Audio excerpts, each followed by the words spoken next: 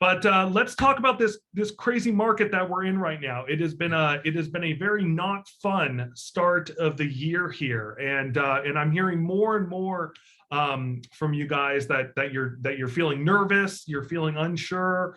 Some of you guys have even told me that you're feeling more nervous now in this environment than you did even during the COVID crash, when it was easier to kind of put your finger on the reason why the market was dropping, and now it's less so, and so when that confusion sets in, the fear sets in also. So my objective behind our meeting today is to try and explain what is happening as I see it, a little bit about what I expect to happen, and then most importantly, what we're doing about it and what we plan to do with your investment portfolios, as we go through however long this is going to last.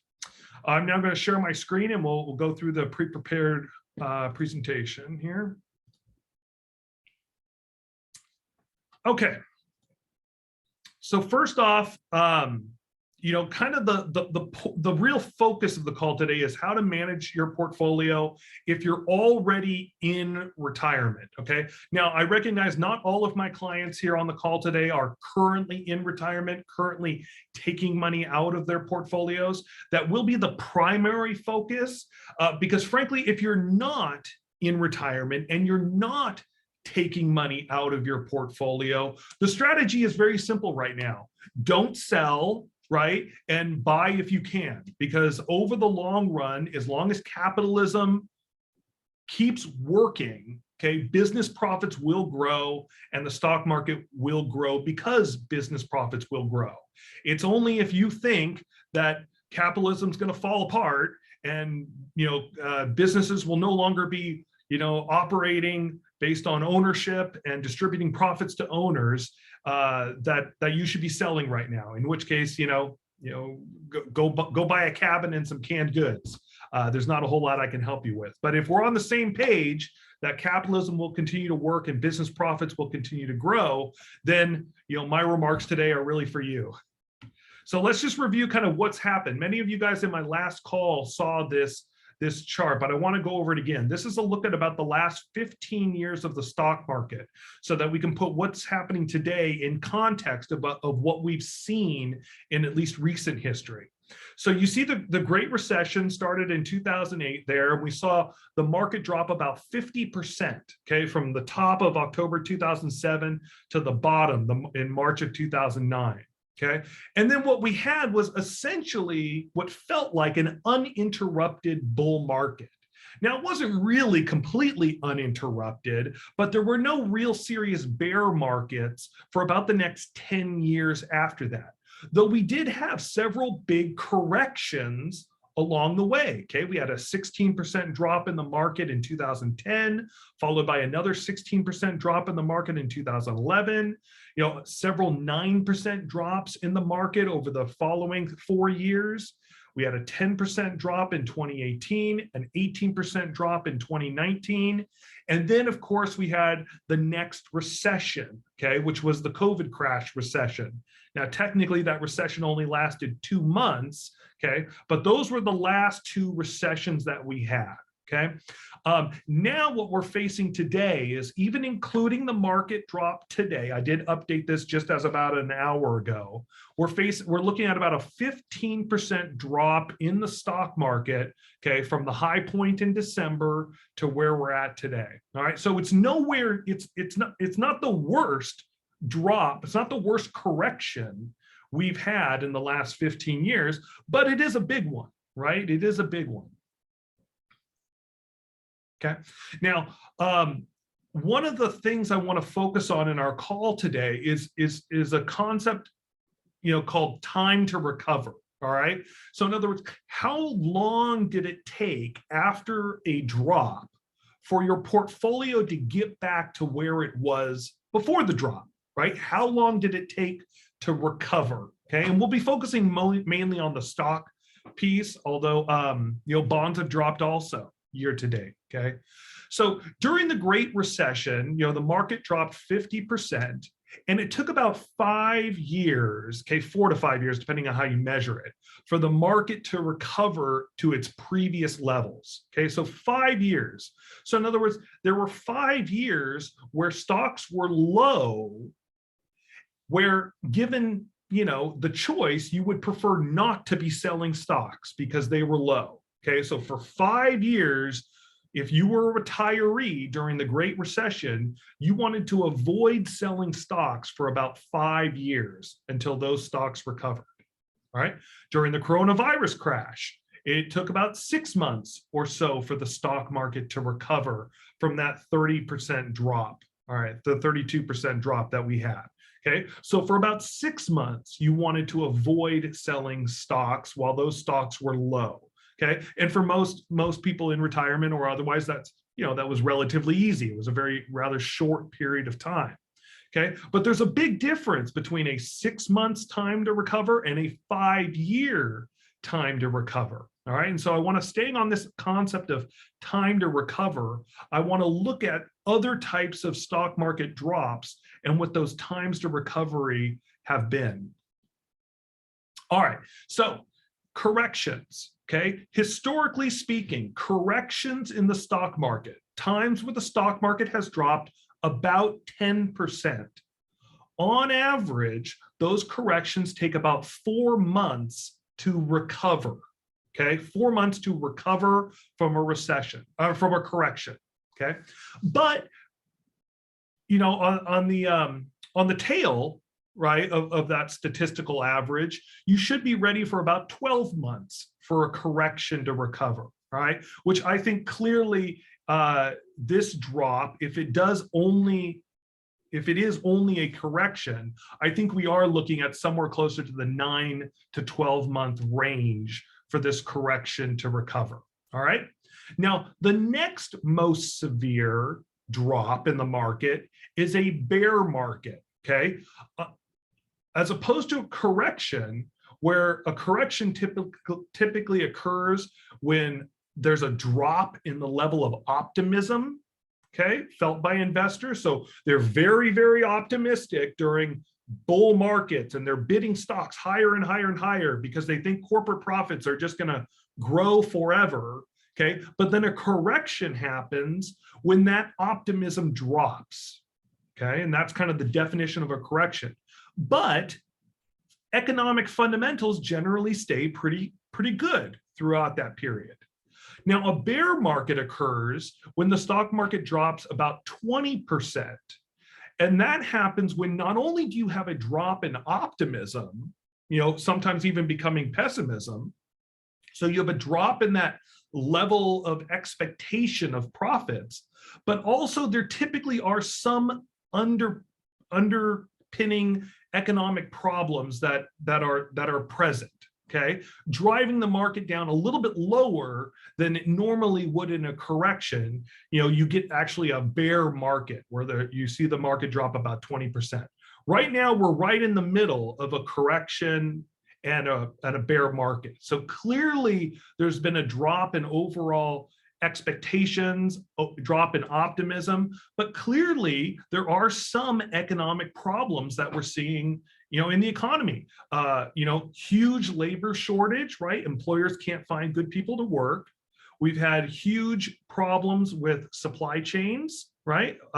Partially due to, the repercussions of the pandemic, or mostly due to the repercussions of the pandemic. Okay. And then we also have high inflation. Okay, so those are kind of the big headline economic problems that are driving the market a little bit lower than it normally would in a correction. The big question, though, is does this correction or bear market turn into a recession? Okay, and a recession occurs when not only are people less optimistic or even pessimistic, but now business profits are actually dropping. All right, business profits are dropping, and the stock market will follow if business profits are dropping. Okay, so the question we face right now is this going to be a correction or a bear market, or is it going to turn into a recession? Okay, my belief is that we are not headed to a recession. I do not think we're going to see significant drops in overall business profitability, okay? And a matter of fact, I think that by the end of the year, okay, or soon after, okay, at least by Q1 of next year, we see a recovery in the markets, a recovery in your portfolios. I think this drop is going to stay within the correction to bear market territory, okay, and it will not continue into a recession, okay? So typically, if we use the averages from history, right, we're looking at anywhere from a 12-month to 24-month expectation of recovery, okay? But I'm betting it's going to be closer to about 12 months, okay, for recovery.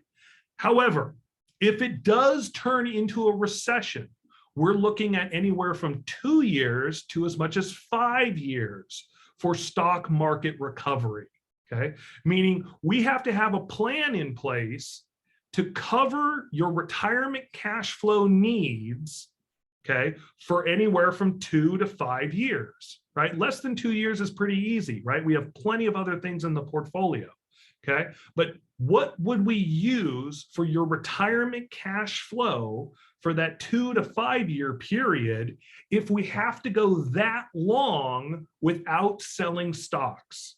All right, and that's the question that I'm going to answer. Now, again, if we can't be on the same page that capitalism is going to work and that you believe firmly that we are headed towards the end of capitalism, then there's nothing I can do for you. There's no real conversation we can have. Just as a former mentor used to say, just go buy canned goods in a log cabin, right? Because that's pretty much what your plan needs to be.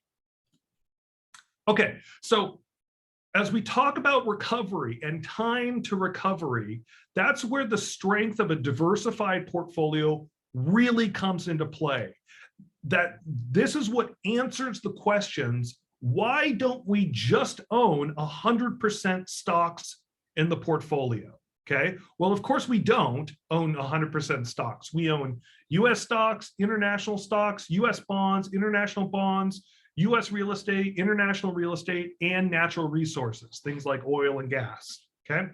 And all of those together are what make up a diversified portfolio, okay? Now, this pie chart, of course, shows equal shares in each of those asset classes, which is absolutely not the case.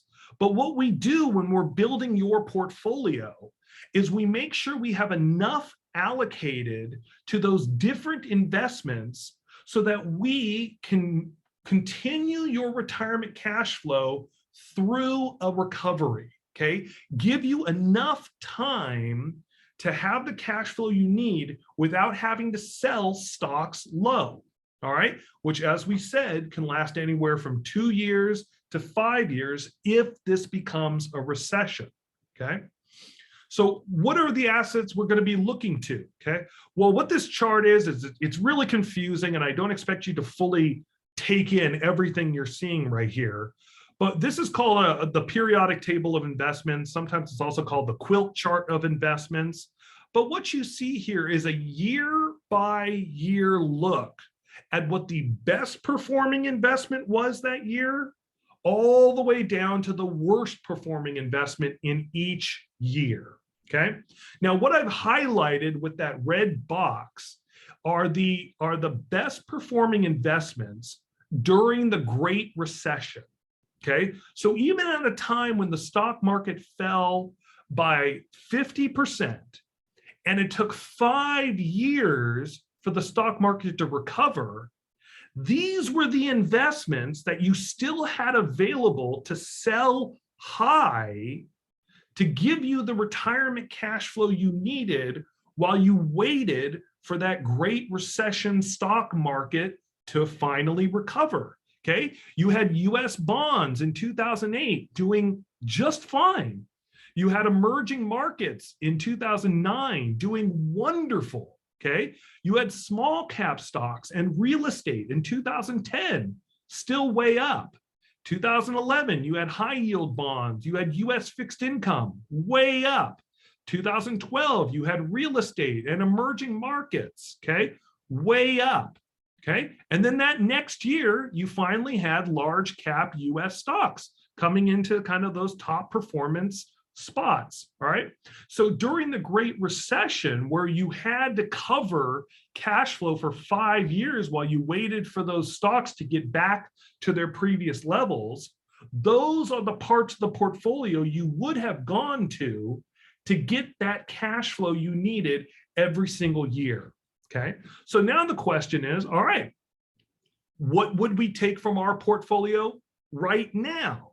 All right, well, right now, most of my retiree clients are taking somewhere between 4% and 6% of their portfolio as an income stream. Okay, so if you have $1 million portfolio, you're taking between $40,000 and $60,000 of withdrawals every year. Okay, most of my retiree clients fit into that profile. Okay, so we need to find somewhere in your portfolio about 30% that we can use to provide income to you for 5 years. All right. Now, for many of you, you have about 20% of your portfolio in real estate, natural resources, and then many of you guys have structured notes that we did in the fourth quarter of last year, that we did specifically in preparation for a scenario just like this. All right. With that 20%, we've got at least the next 2 to 3, sometimes even 4 years covered of withdrawals just using the real estate, the natural resources, and the structured notes. That doesn't even count touching any of the bonds, which right now, today, you don't really want to touch, right? Bonds are down not quite as much as the stock market, but bonds are down quite a bit, all right?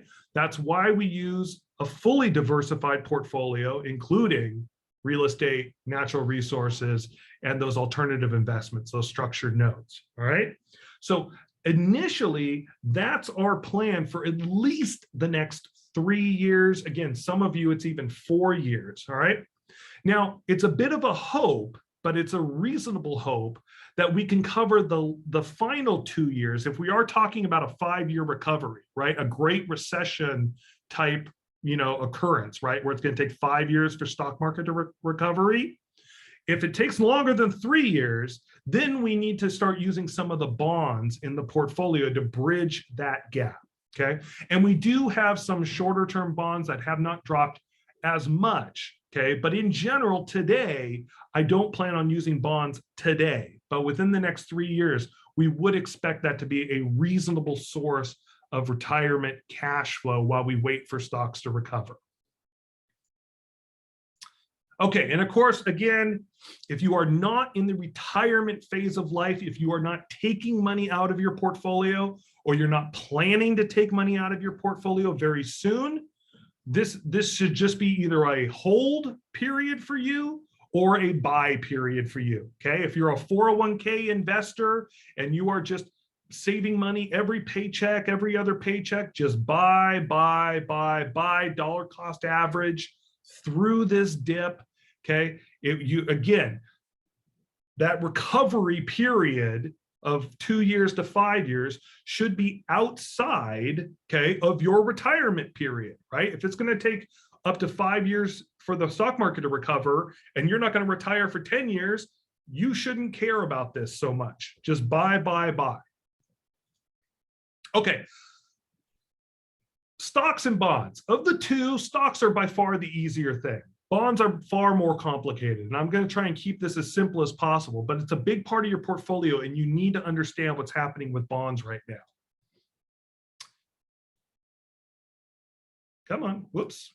There we go. Okay, this is a chart of what's called the yield curve for U.S. Treasuries. All right, it's a chart that shows you the level of interest rates for short-term bonds on the left side of the chart, all the way to long-term bonds on the right side of the chart. Okay.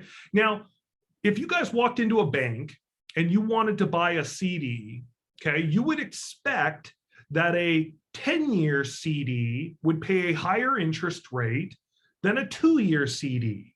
Okay. That's called an upward sloping yield curve. That's good. We like upward sloping yield curves. We want longer term rates to be higher than short-term rates. That's a good, healthy economy, all right? What this chart shows you is that the yield curve has been what's called flattening, all right? Flattening means short-term rates are going up, okay? And long-term rates are not going up at the same rate as short-term rates, all right? Creating a flattening of the yield curve, all right? So essentially, you're getting paid about 3%, okay, on your money, no matter whether you're buying a 4-year treasury or a 30-year treasury, you're still getting about 3%, okay? That's a very flat yield curve, all right? Now, of course, the beginning of the yield curve is extremely steep, but that's less important, all right? And what you can see here is the yield curve has flattened over time, okay? 6 months ago, the yield curve was still, relatively positively inclined. And then a month ago, it got a little flatter, and then right now it's even flatter, okay? What we don't want to happen is an inverted yield curve, okay? An inverted yield curve are where short-term rates are higher than long-term rates.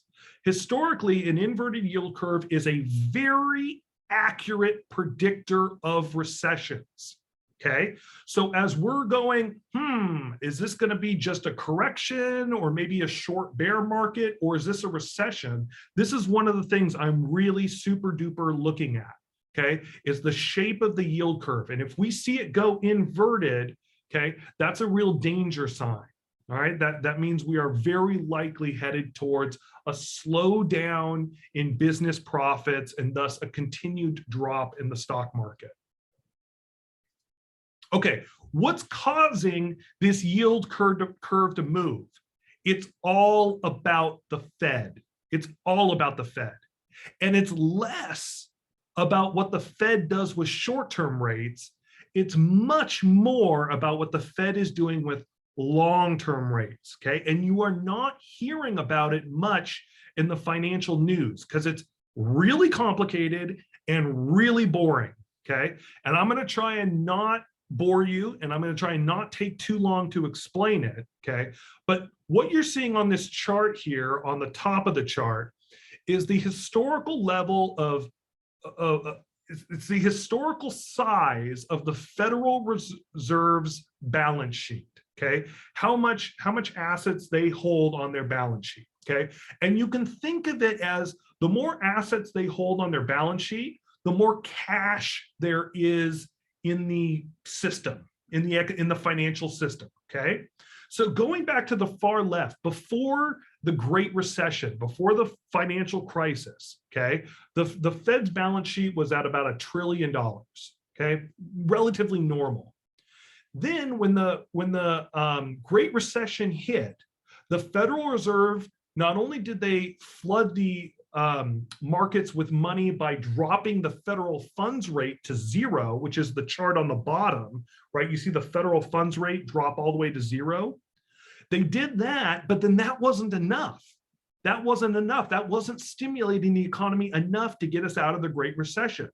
So the Fed invented, well, they didn't really invent, they copied what the Japanese did, called quantitative easing, which means they started buying up long-term US treasuries, okay, which the Federal Reserve had never done before. And that's when you saw the Federal Reserve's balance sheet more than double, okay, went from $1 trillion to over $2 trillion. And then that balance sheet continued to grow for the next 5 years until it topped over $4 trillion. Okay, so that's a four times multiple increase in the size of the Fed's balance sheet. All right.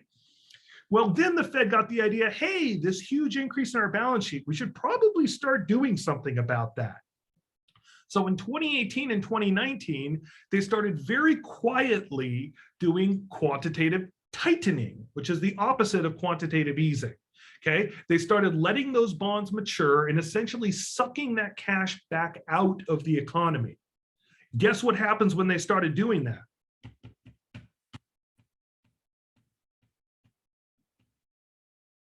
Right here, the market dropped by 10%, the market dropped by 18%.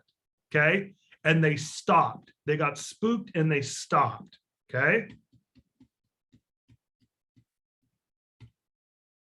Okay, the reason the market dropped is because quantitative tightening is really, really difficult to do. Okay, as you suck that money out of the economy, doing it not too fast, but not too slow is really hard to do. All right, and so the stock market responded by dropping severely. The Fed said, whoa, I think we're going to stop this quantitative tightening business. And then the pandemic hit. Well, when the pandemic hit, they were able to lower interest rates from 2% to 0, which again, you can see on that bottom chart there. But again, that wasn't enough. So what did the Fed do? They pumped another $4 trillion into the economy through more quantitative easing. Okay, that brought their balance sheet all the way up to almost $8 trillion. Okay, now this year, the Fed is now planning on doing quantitative tightening again. They've committed to pulling $90 billion a month out of the economy through quantitative tightening. Okay, again, if they do it too fast, the market's going to respond. And I'm telling you right now, most of the market movement we're seeing right now has nothing to do with Russia. It has everything to do with what the Fed is doing with quantitative tightening. It is by far swinging the biggest stick in the economy. Okay, and so that's what we're watching. That is what's going to determine whether the Fed, whether the yield curve inverts. That is what's going to determine whether we're pushed into a recession or not. All right. Okay, so what does all of this mean for your portfolio? Okay. Now, you guys have seen this chart before, right? Generally speaking, I can divide most of your portfolios into one of three categories. You're either about 5 years or more away from retirement, in which case you're in our growth portfolio, and you should not be concerning yourself with this stock market drop, okay? You should be buying, you should be continuing to buy, because your time horizon is longer than the longest possible period of recovery, okay? That's the key. Stocks will recover before you need the money, so don't worry about the drop, buy the drop. However, if you are at retirement or very near retirement, okay, you're in my growth and income or my income portfolio, okay, we need a strategy to get you through possibly the next 2 to 5 years. And that's where the real estate, natural resources, and structured notes come into play primarily. And then secondarily, we'll be looking to the bonds until there's some recovery there, right? Now, across the board, all of your portfolios, no matter which one you're in, are down between 11 and 12%. You're essentially flat over a 12-month period of time, okay? If I go back to 1 year ago, okay, almost every single portfolio in here is about flat over the last 12 months, okay? We had a very good 12-month period followed by a really bad 4-month period of time. Now, again, my best prediction is that we see recoveries in these portfolios by either year end, or I'm even starting to push it out to maybe Q1 of 2023. All right, so what are my thoughts? What are my predictions? Again, I do not think we're going to be driven into a recession. I think business profits are going to remain stable, okay, or grow compared to today. I think if we look a year from now, I think businesses are likely to be more profitable a year from now than they are today. I think the Fed will absolutely continue to raise short-term interest rates and raise long-term interest rates by continued quantitative tightening. I do not think inflation is going to be a problem. I don't think it's a short-term problem. I don't think it's a long-term problem. I think the hype about inflation is more exciting than truly being newsworthy, okay? But what are the big dangers that we need to pay attention to, okay? What could change these predictions for me, okay? One is government interference, okay? I want the government to stay out of the labor market and the supply chain problems that we're having right now. I want the market to work out our labor shortage and work out our supply chain problems. If we end up seeing a trade war, if we end up seeing embargoes, if we end up seeing any type of rationing of goods or price fixing, okay, all of those things would be bad, all right? I'm still watching for a Chinese debt crisis, all right? hasn't been in the news a lot. It's still hanging out there. We don't know that it would happen, but it's always a possibility. Okay. And then again, one of the biggest things is the Fed quantitative tightening, some type of disastrous outcome there. They go too fast and they end up plunging the economy into recession. Okay. So I'm sorry. I was like drinking from a fire hose. I know I just shot so much stuff at you guys. I will go ahead and pause now, open it up to any questions you guys might have. I'll remind you again, I have been recording this session, and we'll send out this recording to everybody, both for viewing and for distribution if you'd like.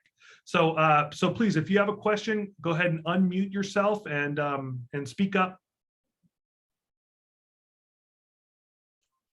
John? Yes. Hey, so Greg. Just a dumb question. So market is dropping, crypto's down as well. Where are people parking their money, or is this just a result of quantitative easing, or the what is it, quantitative tightening? Yeah. Yeah. I mean, what are your thoughts? Where's the money going? Money seems to pretty clearly be going into very short-term treasuries. That's always the investment of last resort. It's considered the global safe haven. Government, there still has been a huge appetite for government bonds. The government has no problem selling their debt. And even as the Fed continues to quote unquote sell the bonds, clearly there's people buying. So that seems to be where money is flowing right now. But I haven't taken a really close look at some of the mutual fund reports on fund flows. So I might have to get back to you on a more accurate answer for that question. It's a good question. Oh, one more question. Being that interest rates are up, mortgages are up, that's obviously going to stifle the housing market in a big way. So how is that going to affect the market overall? Yeah, so the biggest way housing prices tend to affect the stock market has more to do with consumer confidence and consumer spending. Okay, as people feel richer because they have more equity in their homes, they tend to spend more money or cash out that equity to spend money, and that's good for the economy because it creates consumer spending, right? Well, the opposite is true too, right? If people see the equity in their homes declining, then that's a big concern. I personally don't think we're going to see huge drops in housing prices. Okay. I think as long as the financial lending system stays solvent, which it is extremely strong right now, there's no reason to think that there will be a financial industry crisis. Bank balance sheets are good. There's no hyper speculating going on by the banks. So I think lending is going to stay. I think home prices will stabilize, but I don't think we're going to see huge drops. I don't think we're going to see 15, 20% drops in housing. I just don't think it's going to happen. I mean, you might see something like a 5% drop, but I don't see that as a significant factor affecting consumer spending. But, that's a toughie. Other questions? Yeah, John, Andy, hi, how you doing? I haven't seen, I don't know if you've seen it all. I haven't seen the volatility be crazy, the volumes be crazy yet in this kind of sell-off. When do you see like a capitulation that we're gonna hit bottom, and how much do you look at that? Sure. Well, the volatility of the market has been extremely high. You look at something like the VIX, right, the volatility index, and it's been very high. But it was also extremely high in October and December. In December we had huge volatility in the market, and that was before we saw the drop that we have today. For every seller, there's a buyer. Right. Period, right? That's the definition of a market price, right? So there are buyers coming in, at today's stock levels, right? And as a matter of fact, all my accumulators, right? You should be buying. As far as indications that we've hit a bottom, there really aren't any solid, reliable market indicators that you've hit a bottom. If there were, it almost by definition wouldn't work, right? So I don't know when the bottom is, and I think a lot of it depends on, again, whether if the market starts seeing companies giving cautionary earnings reports, like, hey, our earnings, in Q2 were good, but right? But we expect, but we no longer planning on investing, but we're stopping hiring, right? Like, for instance, Uber stock today dropped a ton because they came out and said, we're going to be cautious about hiring. Okay. Well, you start seeing more and more employers start to do that. That's going to be strong economic indicators that we're heading into a recession. Yeah. Okay. Other questions? By the way, John, Yeah. closing with what you just mentioned. Is that based on the possible sort of stoppage of growth? Clarify your question. Are we coming to a point where we're maxing out on market growth? No, you never max out on market growth. One of the crazy things, right, is that the economy does keep growing, right? We're what are we? What are we, a $4 trillion GDP or something right now? There is no cap on the amount of growth in the economy overall. There is no magical cap or ceiling on the level of the S&P 500, right? Businesses can continue to take labor, materials, and capital, and together create profits. And there is no, cap on the ability to do that. Yeah. I hope I answered your question. Yeah, Rick, you have a question? Yeah, hey, John. I was wondering, do you think the war in Ukraine, if that stopped like tomorrow, would that affect the stock market at all? I don't think so. I truly believe that the war in Ukraine has very little impact on what the stock market is doing right now. I mean, clearly the war in the Ukraine has shot oil prices up, and absolutely that is a factor on the economy. But I think it's much smaller of a factor than the other, factors that I had mentioned that I think are much bigger. What the Fed is doing, being by far the biggest. Okay, but supply chain, labor shortage, I think those are all much bigger factors than the price of oil. Yeah, but certainly, the war in Ukraine creates an element of uncertainty, that I think we all just feel inside of us. All of us, products of the Cold War, right? It's like, yeah, but it's Russia. We could be firing nukes, you never know, and so there's always that element of, well, the shit could hit the fan. and so, but I don't think it's the biggest part. Hey, John, I have a question. Yeah, Steve. Yeah. Regarding your strategy on the source of funds, I always thought that you would take from bonds because they've been on a bull run for such a long time. But you're saying you're taking it from commodities and from real estate. Why not from bonds, since they are or have been in the bull market for so long?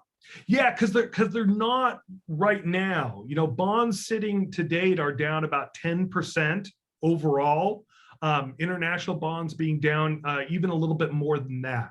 Okay, so though I do expect bonds to be the perfect source of cash in a few years, or maybe even a couple years, but I think a few years, right now, they're not the ideal source of funds, for funding cash flow. You would truly be selling those assets low, especially when you compare it to, commodities and real estate, which are up, 30-40%, right?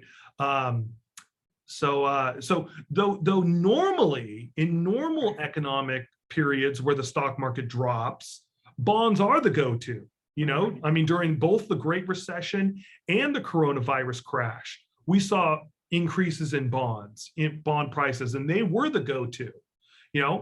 times like this are exactly why you can't own just stocks and bonds, because there are periods of time where both of those assets drop at the same time, and you have to have something else to rely on. And that's a big part of why we sold off, about a third of your bond portfolio in Q4 last year and did the structured notes, because I was exactly worried about the possibility that bond prices could drop and stock prices could drop at the same time. Okay, which is why now we have those structured notes, making up about 10% of most of your portfolios, though not all of your portfolios. Any other questions? If we're John, in I a have a position, question. Yeah, Ken. yeah, if we're in a position to buy, what should we be buying? Great question. I mean, I would be buying large cap US equities right now. I would be buying even international equities, which is always a tough sell, but I truly do believe in it. I know Steve's laughing. Steve and I have had many good conversations about that. I don't know if I'd be strongly buying bonds right now. I mean, you could, but I think the growth is there. The growth potential is much better there in the stock asset classes. I mean, look at companies like Netflix, right? Netflix is down 46%, I want to say. I don't think they're going anywhere. I think they have a business model that'll persist. I think they'll find a way to continue to grow subscribers and profitability. I think it's a good long-term company, but yeah, I'm looking at large US stocks. I think are an easy go-to. Did somebody else have a question simultaneously? Yeah, John, I do. It's Yeah, Barry. John has, Here, I'll go with Barry first, and then Michael. okay. Hey, John, I entered late, so I'm sorry about that. If you covered this, I fall in that category of the early retirement where we're taking out some of our assets on a monthly basis. Did you say that's something we should continue, or do we have to cut back on that? Yeah, I'm glad you brought that up, Barry.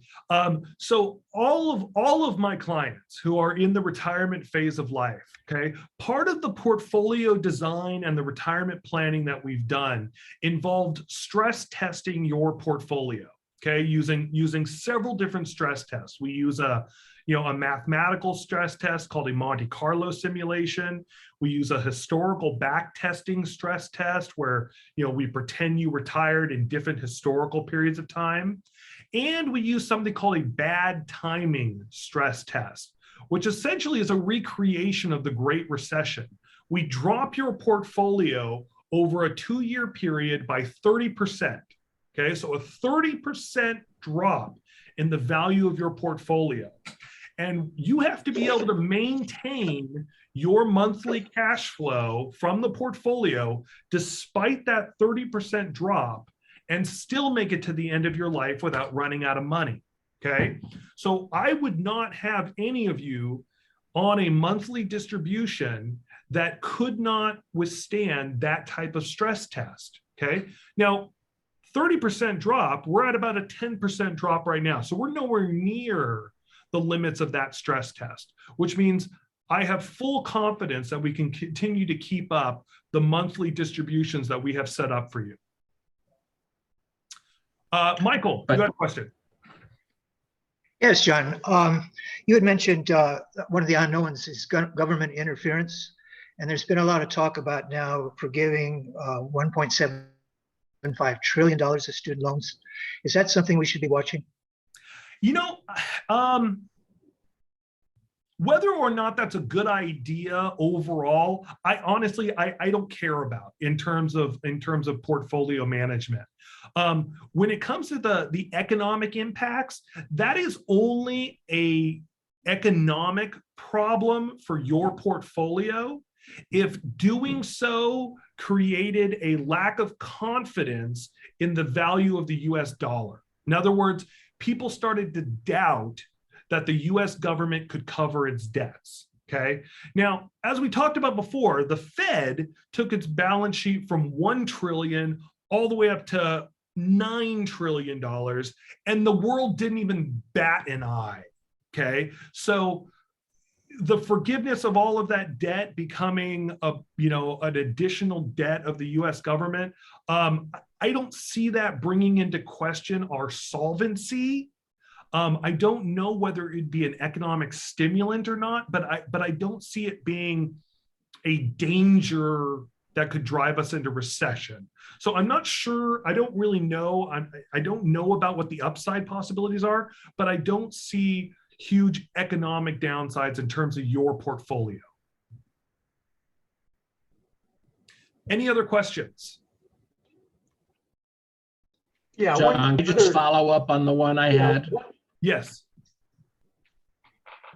Yeah, was that Barry? Yes, Yeah. I just want to follow up on that. If we're keeping our money still flowing monthly to us, and you're advising everyone at this point to buy, do you take the rest of what's in our portfolio and still play with it the way you usually do, and you use it to still buy and things like that? Or if it depletes too much, or you're by that 30% threshold, we know we're okay? Yeah, so only if we saw the portfolio drop by about 30% would we need to reevaluate the monthly distributions, the monthly withdrawals that you and my other retired clients are taking from their portfolio. Okay, up until that point, I am still extremely confident that we can keep up those withdrawals and that you will not run out of money before the end of your life. Steve, you had another question. Yeah, so John, following up on that, if there is a recession, even though you don't think there is going to be one, is there going to be a change in your strategy? Well, so the idea is that the strategy should already work, ahead of time, right? If you're changing your strategy in the middle of the disaster, you're too late, right? So I believe that the way the portfolio is set up right now is already sufficient to cover a recession, a bear market, a correction, a bear market, or a recession. Okay, we already have enough non-stock investments in place to cover your cash flow, allowing the market to recover. Okay, so no, I don't think I need to change the strategy if we go into a recession. I just think it will require us to continue to use other non-stock assets for cash flow. I mean, the truth is, most of the time, stocks are going to be the growth engine of the portfolio. Okay, most of the time, about 65% of the time, stocks are going to be what is up the most. And that's what we use to generate retirement cash flow. It's that other third of the time when stocks are not what is up that we then have to look at the other parts of the diversified portfolio to provide the cash flow while we wait for that recovery to happen. Okay. So no, the time for us to make adjustments to the strategy were before the crisis occurred. And that I think we did very effectively in the fourth quarter last year. Okay, other questions? All right, well, again, thank you to everybody for attending today. Please, if there is somebody in your life that you think could benefit from this or who needs financial advice or is thinking about retiring, that's a wonderful introduction from my team and I. We are bringing on new clients almost every day, and I welcome the opportunity to meet any of your friends or family who might need help. On a personal note, I'll take this opportunity to announce some exciting news that I have a new baby on the way coming in October. So super excited about that. Yeah. Yeah, we're pregnant with our third little baby. Congratulations. And actually Naivi is also pregnant, also due in October. So in October, our little team here are going to welcome 2 new babies. So that's wonderful, exciting news for us. Yeah, thank you. Thank you all. If you do have any questions, that are specific to your situation that you want to discuss, please don't hesitate to reach out to me. The calendar is pretty full the next couple weeks, but I can always make time for quick discussions, or I want to hear your concerns. I want to hear your questions. Because this is why I'm here. It's times like this, when the market is scary, when the market is tough, that I have the opportunity to be of most help, and I want to do that for you guys. So thank you so much, and we'll be talking again soon. Take care. Thanks, everybody. Congrats, John. Thank you, Thanks, John. John. Congratulations, John. Good luck. Thank you. All right, congratulations.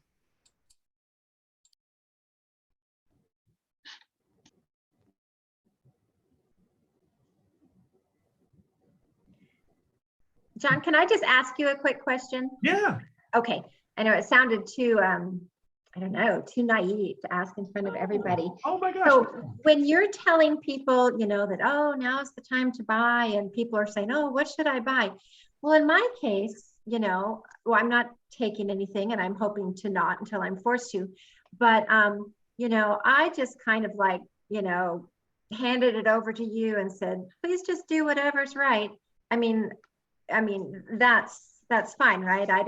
That's my whole purpose in, having you help, because I am not in a position, nor do I have the knowledge to get out there. And, my husband would have been doing all the buy this, but you know what I mean? He loved all that. But so for someone like me, do you just kind of have a general plan of how you're taking care of people's money like mine? Like I don't need to go and find something to buy, right?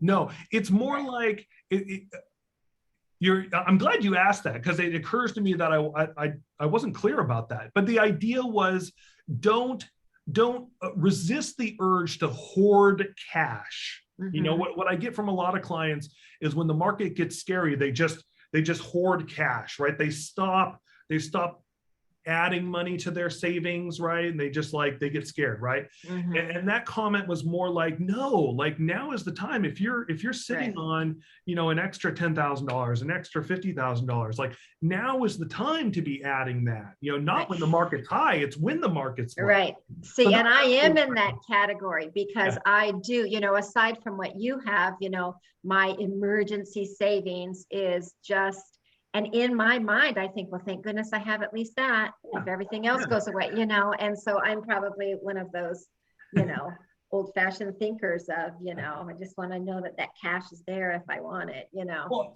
and as we've talked about, Patty, you are in such a secure, like belt and suspenders, kind of financial position, like very secure, right? You don't need to have every penny you have growing. Like it's okay if it makes you sleep better at night, having an extra zero in your bank account, then you can afford to do that, right?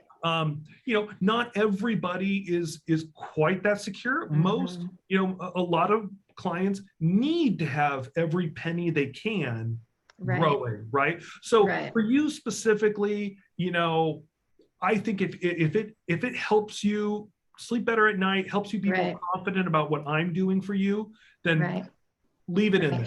Because the only thing I've been doing every year, and I haven't done it yet this year, is to give my maximum amount to Roth. That's the only thing I've been doing. And I'm just coming up on being retired for 1 year now anyway. So for last year, a portion of my money was coming out and going to 403Bs.